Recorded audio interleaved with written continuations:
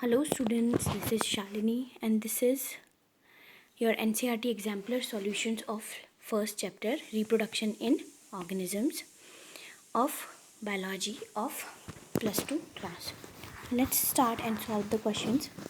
So first question is your a few statement describing certain features of reproduction are given below. अब आपके कुछ features बताए हैं जो रिप्रोडक्शन के होते हैं, हमें उनमें से देखना है कि उनमें से कौन से ऐसे हैं जो सेक्सुअल और एसेक्सुअल रिप्रोडक्शन दोनों में पाए जाते हैं. तो सबसे पहले फर्स्ट होता है gametic fusion takes place.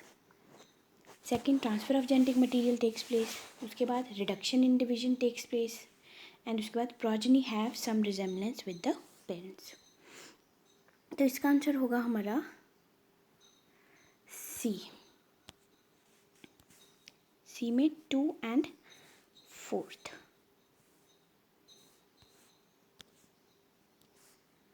Second and fourth. तो सेकेंड क्या है, transfer of genetic material take place. तो यस, दोनों में ट्रांसफ़र ऑफ जेनेटिक मटेरियल होता है.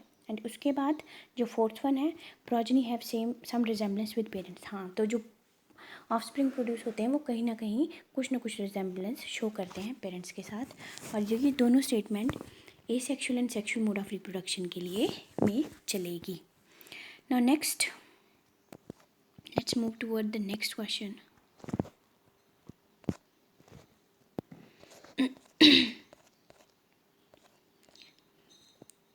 The term clone cannot be applied to offsprings formed by sexual reproduction.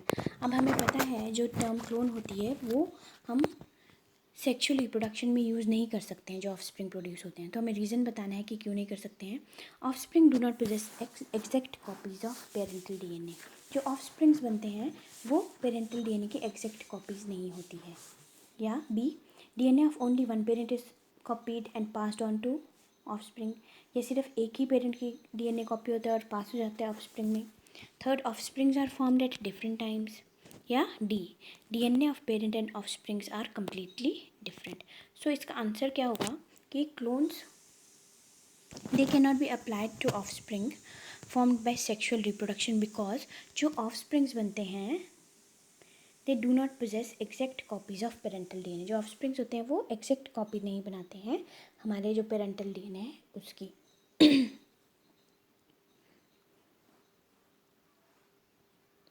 जो कि हमारे एसेक्सुअल रिप्रोडक्शन में पॉसिबल होता है.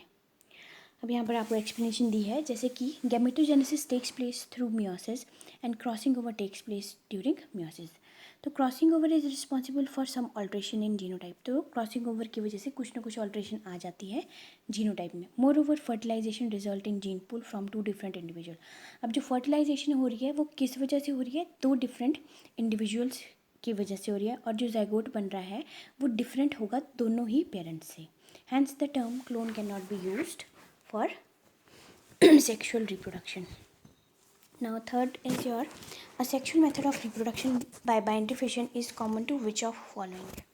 अब जो सेक्सुअल रिप्रोडक्शन होता है बाइनरी फिशन का वो किसकी तरह कॉमन होता है और किस में कॉमनली फाइंड आउट होता है. जैसे कि सम यूकैरियोट्स में, ऑल यूकैरियोट्स में, सम प्रोकैरियोट्स में और ऑल प्रोकैरियोट्स में. तो इसका आंसर होगा सम यूकैरियोट्स एंड सम प्रोकैरियोट. कुछ यूकैरियोट्स में होता है और कुछ प्रोकैरियोटिक स्पीसीज में प्रेजेंट होता है.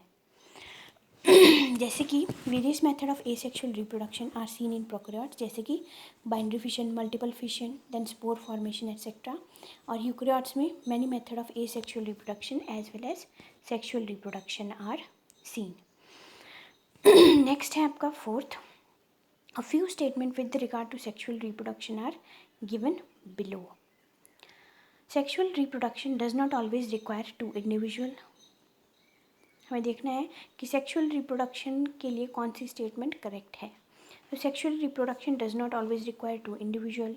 Sexual reproduction generally involve gametic fusion. Meiosis never occur during sexual reproduction. अब ये तो गलत है, मियोसिस बिल्कुल होती है. External fertilization is the rule during sexual reproduction. तो ये ज़रूरी नहीं है कि दोनों ही केस में होगी. तो चूज़ द करेक्ट स्टेटमेंट. इसमें से हमें करेक्ट स्टेटमेंट फाइंड आउट करनी है. तो your first and second one is correct. First and second one. No first क्या है, sexual reproduction does not always require two individual. अब यहाँ पर मैं आपको एक्सप्लेन करती हूँ ये क्यों करेक्ट है। क्योंकि कुछ ऑर्गेनिजम्स ऐसे होते हैं जिसमें जो reproductive part of male and female हैं वो एक ही ऑर्गेनिज्म में प्रेजेंट होते हैं, तो इसलिए sexual reproduction it does not always require two individual, तो ये स्टेटमेंट करेक्ट होगा। And second, sexual reproduction generally involve gametic fusion. हाँ जी बिल्कुल, दो गैमेट्स आपस में फ्यूज़ होंगे। जैसे कि in some cases both the sexes are present on same individual, and some of those cases both the gametes from the same individual are involved in fertilization। जैसे कि self pollination हुई in many flowering plants, and fusion of gamete fertilization is important step in sexual reproduction, hence first and second are correct। अब next हम move करते हैं fifth question को। A multi cellular filamentous alga exhibit a type of sexual life cycle in which the meiotic division occur after the formation of zygote। The adult filament of this alga has, अभी क्या कह रहे हैं, जो multi cellular filamentous algae होती है उसकी life cycle में मियोटिक डिवीजन होती है आफ्टर फॉर्मेशन ऑफ ज़ाइगोट। जब ज़ाइगोट बनता है तो उसके बाद उसमें मियोटिक डिवीजन होगी। तो जो एडल्ट फिलामेंट होगा उस एल्गा में क्या प्रेजेंट होगा। नाउ यहाँ पर हमें ध्यान रखना है, मियोटिक डिवीजन क्या होती है जी, हमारी रिडक्शनल डिवीजन होती है। तो इसमें haploid vegetative cells and diploid gametangia होंगे, डिप्लॉइड वेजिटेटिव सेल होंगे या डिप्लॉइड गैमेटेंजिया होंगे, या diploid vegetative cell and haploid gametangia, या haploid vegetative cell and haploid gametangia. So answer हमारा डी पोर्शन होगा, haploid vegetative cells and haploid gametangia, because meiosis is your reductional division. And यहाँ पर explanation पढ़ते हैं, many अलगा show haplontic life cycle. वो क्या शो करते हैं, haplontic life cycle. In this case dominant phase is free living gametophyte. Sporophytic generation is represented by a single celled zygote and meiosis result in formation of haploid spores। तो यानी कि meiosis की वजह से यहाँ पर haploid spores बनेंगे। होता किसमें ये स्पायरोगायरा एंड क्लमाइडोमोनास में। Next move to sixth question. The male gamete of rice plant have 12 chromosome in their nucleus। The chromosome number in female gamete, zygote and cell of seedling will be respectively। अब ये बोल रहे हैं अगर male gamete of rice plant में 12 chromosomes हैं in their nucleus, तो ये बता रहे हैं chromosome number of female gamete, zygote और जो सीडलिंग होंगे उसमें कितने होंगे। तो आंसर वुड बी 12 होंगी आपकी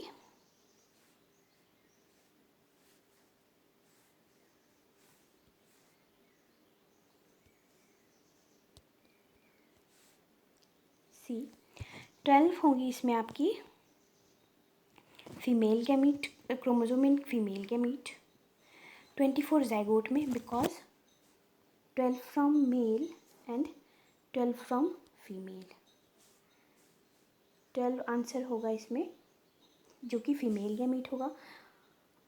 और जो ज़ाइगोट होगा, हमारे ज़ाइगोट में कितने होंगे 24। 24 क्यों, क्योंकि 12 हमारे मेल से एंड 12 हमारे फीमेल से।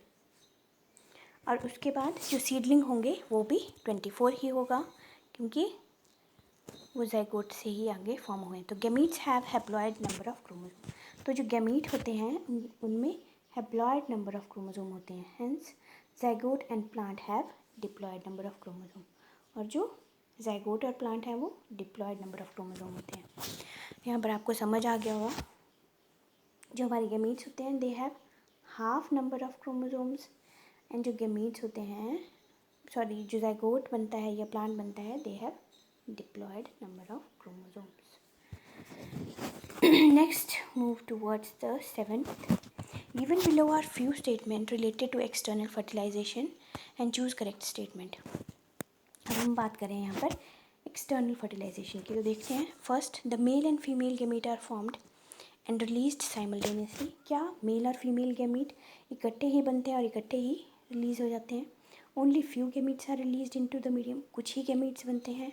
Water is medium in majority of organism exhibiting external fertilization. अब यहाँ पर वाटर होता है क्या मीडियम मेजॉरिटी ऑफ ऑर्गेनिजम्स में जो एग्जिबिट करता है एक्सटर्नल फर्टिलाइजेशन, तो हाँ वाटर ज़रूरी होता है क्योंकि पहुंचाने के लिए वाटर।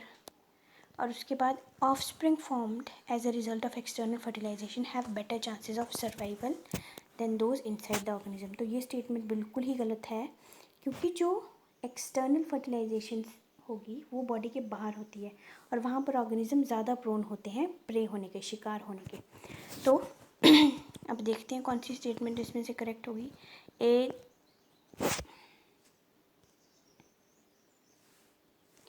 थर्ड और फोर्थ, तो फोर्थ तो बिल्कुल गलत है, तो ए ऑप्शन होगा नहीं। बी फर्स्ट और सेकंड, सी थर्ड और फोर्थ, अगेन सेकंड और फोर्थ, सी भी नहीं होगा। और D your first and fourth, तो answer would be B first and third. अब देखते हैं, male and gametes are formed and released simultaneously. First option correct and your third option is correct क्योंकि water हमेशा चाहिए होता है एक्सटर्नल फर्टिलाइजेशन के लिए। यहाँ पर एक्सप्लेनेशन देख लेते हैं। Release of both gamete simultaneously is necessary to ensure fertilization. The male gamete need some medium through which they could travel to the female, और वो मीडियम क्या होता है, वाटर, वाइल एयर इन, और एयर होता है कुछ केसेस में, जैसे कि हमारी जो पॉलिनेशन होती है वो कुछ एयर के थ्रू भी होती है। नेक्स्ट हम रीड करते हैं 8th question. The statement given below describe certain feature that are observed in pistil of a flower. अब यहाँ पर फ्लावर की बात हो रही है, पिस्टल की। That pistil may have many carpels, pistil में बहुत सारे कार्पल्स होंगे। Each carpel may have more than one ovule, हर एक कार्पल में एक से ज़्यादा ओव्यूल हो सकते हैं। Each carpel has only one ovule, हर एक कार्पल में सिर्फ एक ही ओव्यूल होगा। या pistil have only one carpel, या पिस्टल में सिर्फ एक ही कार्पल होगा। तो हमें इनमें से ट्रू स्टेटमेंट देखनी है, तो स्टेटमेंट फर्स्ट एंड सेकेंड आपकी करेक्ट होगी। फर्स्ट एंड सेकेंड, तो फर्स्ट क्या है, पिस्टल में हैव मैनी कार्पल्स, तो जो पिस्टल में बहुत सारे कार्पल्स प्रेजेंट होते हैं। एंड ईच कार्पल में have more than one ovule, और हर कार्पल में एक से ज़्यादा ओव्यूल हो सकते हैं। तो यहाँ पर एक्सप्लेनेशन इसका ये होगा कि जो हमारी पिस्टल होती है उसके पास मैनी कार्पल्स प्रेजेंट होते हैं किसी फ्लावर में, और जो कार्पल होते हैं उसमें एक से ज़्यादा ओव्यूल बिल्कुल प्रेजेंट हो सकते हैं। And let's move to 9th question. Which of following situation correctly describe the similarity between an angiosperm egg and an human egg? अब यहाँ पर बात किया है सिमिलैरिटी फाइंड आउट करनी है बिटवीन एंजियोस्पर्म एग में और ह्यूमन एग में। So egg of both are formed only once in life time. उसके बाद both the angiosperm egg and human egg are stationary, both angiosperm egg and human egg are motile, and syngamy in both result in formation of zygote. तो इसमें आपका answer सिर्फ B होगा, B means only fourth होगा। Syngamy in both result in formation of zygote. Syngamy means fertilization से ही आपके zygote बनते हैं। अब ये केस आपके एंजियोस्पर्म्स क्या होते हैं, जो फ्लावरिंग प्लांट्स होते हैं, फ्लावरिंग प्लांट्स और ह्यूमन के बीच में बताया गया है यहाँ पर, तो उसका आंसर ये होगा।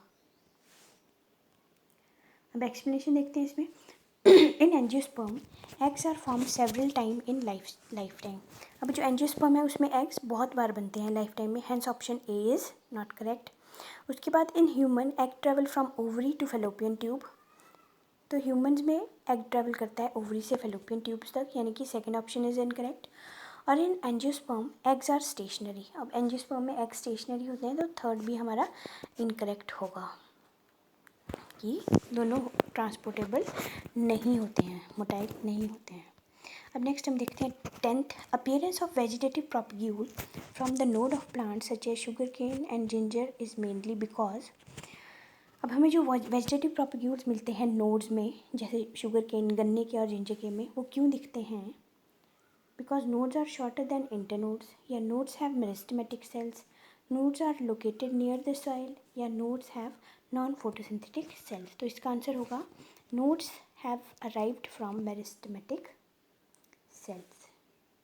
अब मैंने आपको पहले भी बताया जो मेरिस्टेमेटिक सेल्स होते हैं they are mother cells, mother cells होते हैं, और इनमें से ही आपके फर्दर सेल्स या टिश्यूज़ प्लांट में फॉर्म होते हैं। सो अब देखते हैं explanation. Presence of meristematic cell give the ability for vegetative propagation. और because of these meristematic cell, वही चीज़ है कि जो मदर सेल्स हैं उनमें से ही आगे डिफरेंट सेल्स फॉर्म होते हैं, वो उसी के पास एबिलिटी होती है आगे ग्रो करने की. वही बनाते हैं हमारे वेजिटेटिव प्रोपगेशन की एबिलिटी, उन्हीं में ही प्रेजेंट होती है. Next 11th question. Which of the following statement support the view that elaborate sexual reproduction process appeared much later in organic evolution. अब इनमें से कौन सी स्टेटमेंट सपोर्ट करती है कि सेक्शुअल रिप्रोडक्शन का प्रोसेस काफ़ी लेट हुआ है इन ऑर्गेनिक एवोल्यूशन. अब lower group of organism have simple body design. Asexual reproduction is common in lower groups. Asexual reproduction is common in high groups of organism. या the high incidence of sexual reproduction in angiosperms and vertebrate. तो choose the correct answer from option. तो इसका C होगा. First, second and fourth are correct. First, lower group of organism have simple body design. First one correct है. Then second, asexual reproduction is common in lower groups.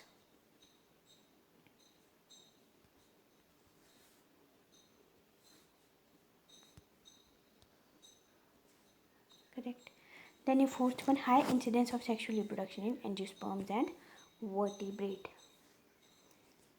So, asexual reproduction is not common in high group of organism, especially in animal. Hence, option third is incorrect and rest options are correct. तो ये तीनों option हमें यहाँ पर क्या show करते हैं कि sexual reproduction process much appear हुआ है इन ऑर्गेनिक एवोल्यूशन में. नेक्स्ट हम रीड करते हैं 12th. Offspring formed by sexual reproduction exhibit more variation than those formed by asexual reproduction. अब ये क्या कह रहे हैं कि जो ऑफस्प्रिंग प्रोड्यूस होते हैं सेक्शुअल रिप्रोडक्शन से, इनमें ज़्यादा वेरिएशन होती है as compare to that of asexual reproduction. हाँ जी, बिल्कुल होती है. तो हमें रीज़न फाइंड आउट करना है कि मोर वेरिएशन किस वजह से होती है. Sexual reproduction is lengthy process, इस वजह से तो नहीं, ये पॉसिबल नहीं है. Gamete of parent have qualitatively different genetic composition. Gametes दोनों पेरेंट के डिफरेंट कंपोजिशन होता है जेनेटिक. हाँ, ये हो सकता है. Genetic material comes from parents of 2 different species. उसके बाद greater amount of DNA is involve in sexual reproduction. So I think इसका भी कोई इसमें रेलेवेंस नहीं होगा. तो आंसर है इसका हमारा बी कि gametes of parents have qualitatively different genetic composition. कि जो दोनों गैमीट्स हैं वो डिफरेंट उनका जेनेटिक कंपोजिशन होता है, जिस वजह से जो ऑर्गेनिज्म फॉर्म होता है उसमें वेरिएशन ज़्यादा होती है. वेरिएशन का वैसे भी क्या मतलब होता है? चेंजेस. तो fertilization during sexual reproduction result in gene pool from 2 different individual. And जो जाइगोट होता है वो समवट डिफरेंट जीनोटाइप का होता है. Both the parents and it shows more variation. तो आपको समझ आ गया होगा. नेक्स्ट हम देखते हैं 13th. Choose the correct statement from the amongst following. Dioecious organisms are seen only in animals. So नहीं, ऐसा कुछ नहीं है. प्लांट्स के केस में भी प्रेजेंट होते हैं, डाइशियस प्लांट्स भी होते हैं. This statement is wrong. Dioecious organisms are only seen in plants. Again this statement is wrong. Dioecious organisms are seen both in plants and animals. हाँ जी, ऐसा होता है. And हमारा dioecious organisms are seen only in vertebrate. तो ये भी गलत है. तो यहाँ पर आपको पता चल गया है कि डाइशियस ऑर्गेनिज्म दोनों प्लांट्स और एनिमल्स में दिखते हैं. Expression many flowering plants are dioecious and Pheretima is example of dioecious animal. Now what is dioecious? Dioecious means वो ऑर्गेनिज्म जिसमें male and female are present in a same plant और in same animal. Next 14th. There is no natural death in single celled organism like amoeba and bacteria. अब इनकी कभी natural death नहीं होती है. इनको हमेशा क्यों नहीं होती है उसको देखते हैं. और इनको क्या बोलते हैं हम? इमॉर्टल कहा जाता है. इमॉर्टल मीन्स अमर. ये इमॉर्टल होते हैं.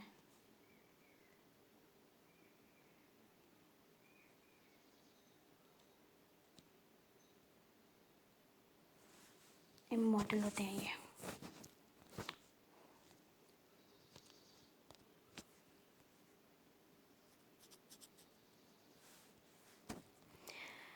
तो देखते हैं क्यों. दे can not reproduce sexually. They reproduce by binary fission. Parental body is distributed among offspring or they are microscopic.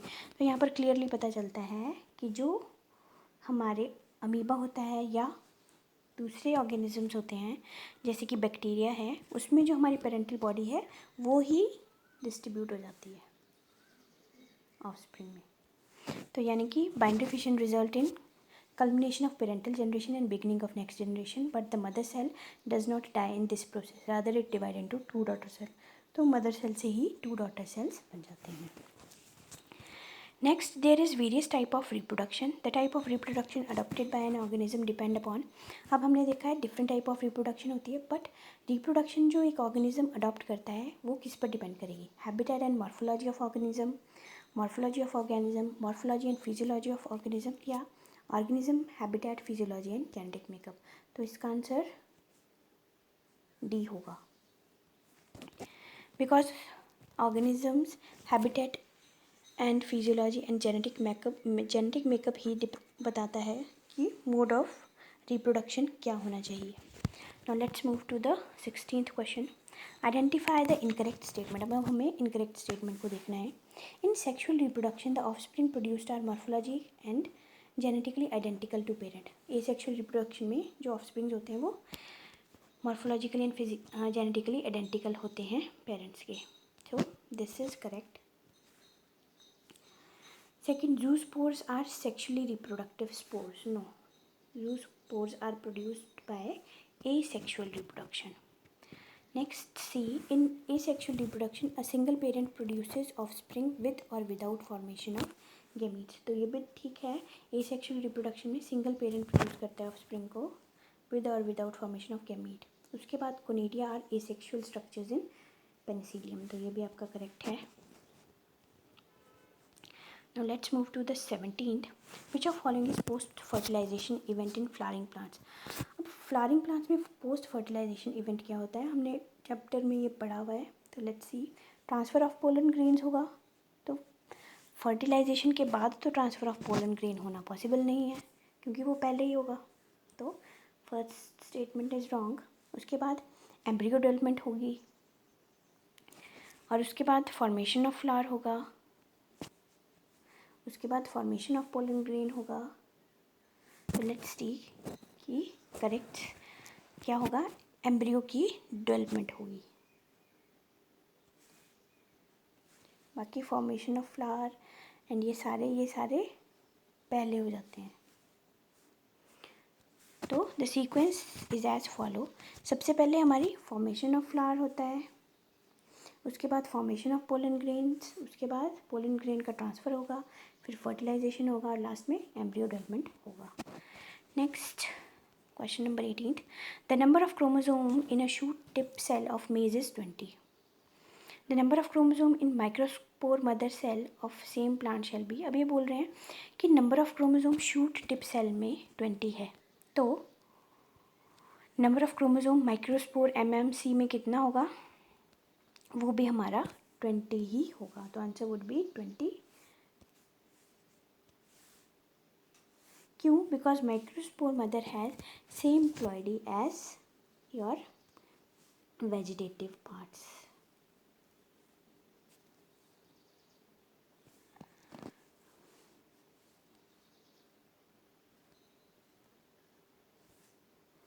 सो यहाँ पर आपके MCQ सॉल्व हो जाते हैं इसके. होप आपको ये अंडरस्टैंड हो गया हो.